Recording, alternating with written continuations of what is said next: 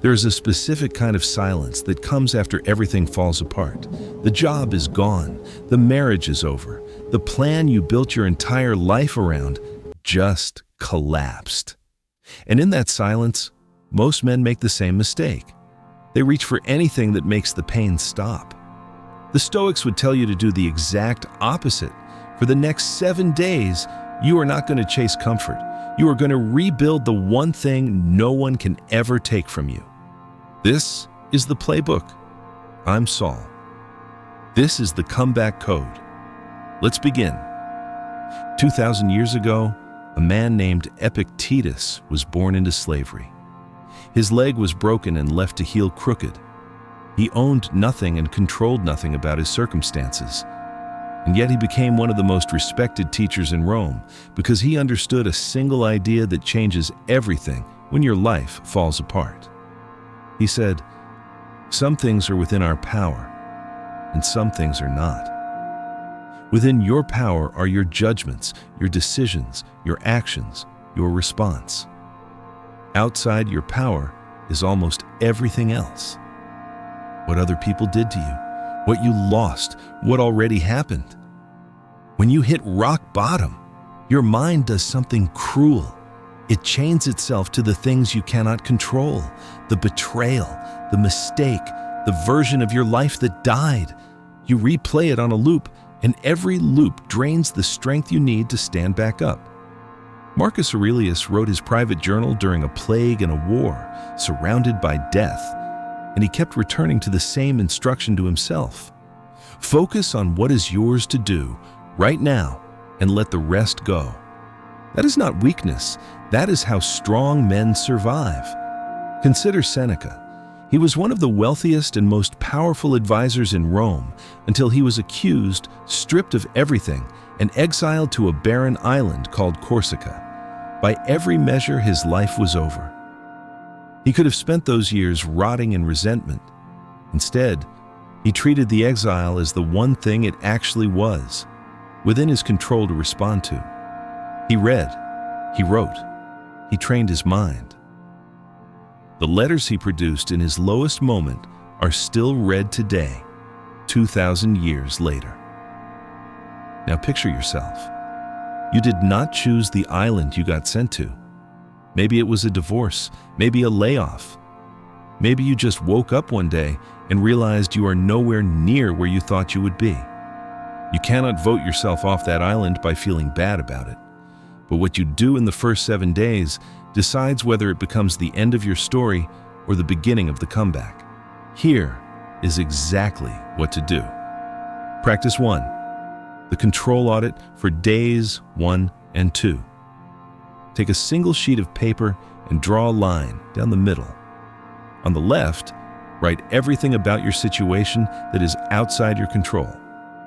What happened, what they did, what you lost. Write it all. Get it out of your head and onto the page. On the right, write only what is still in your hands today. Your next meal, your next workout, one phone call you can make, 1 hour of honest work. Then, look at the left column one last time and consciously set it down. You're not pretending it does not hurt. You are deciding it does not get your energy anymore. From now on, you only act on the right side of the page. This is the dichotomy of control turned into ink you can hold. Practice 2. The morning anchor for days 3 through 5. When your life is chaos, you do not try to fix the whole thing at once. You will drown. You fix 1 hour, the first one. Choose a single non-negotiable discipline you complete before the world wakes up. Make your bed with sharp corners. Train for 20 minutes. Take a cold shower and do not flinch. It does not matter which one. It matters that you chose it and you do it whether you feel like it or not. Epictetus said, "No man is free who is not master of himself."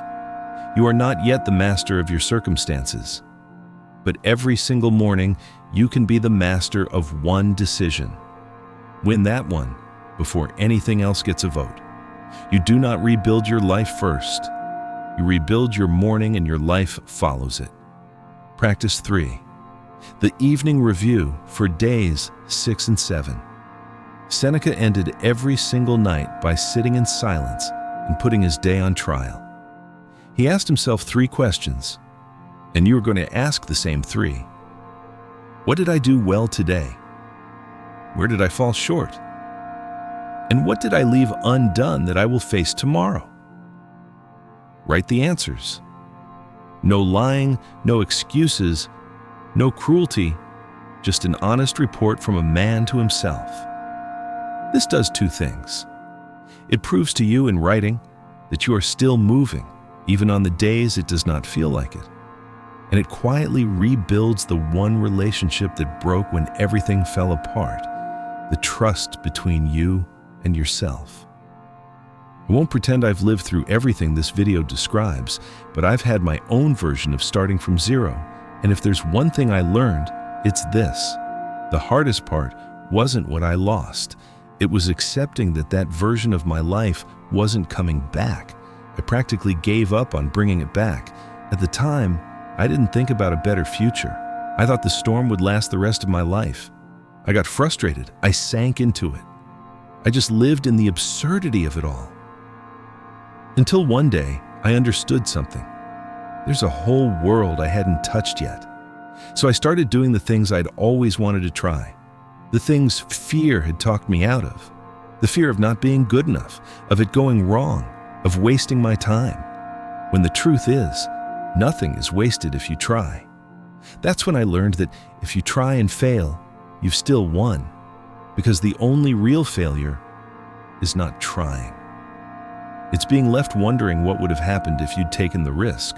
The question I wish I'd asked myself earlier wasn't, why is this happening? It was, if things were this bad, how long was I going to let them stay this way? So here's your week. Days 1 and 2. The Control Audit. Decide what gets your energy. Days 3 through 5. The Morning Anchor. Win the first hour. Days 6 and 7. The Evening Review. Report honestly to yourself. 3 practices, 7 days. That is the whole playbook. They call it rock bottom for a reason. Rock is solid. Rock is the only thing strong enough to build on. You did not lose everything. You lost everything that was not actually yours to keep. What is left is the only thing that ever mattered. If this hits something in you, subscribe and stay. The next video is about the first conversation you need to have once the dust settles. And if you want the exact journal I used to run these 7 days, the link is in the description. Now go win your first hour.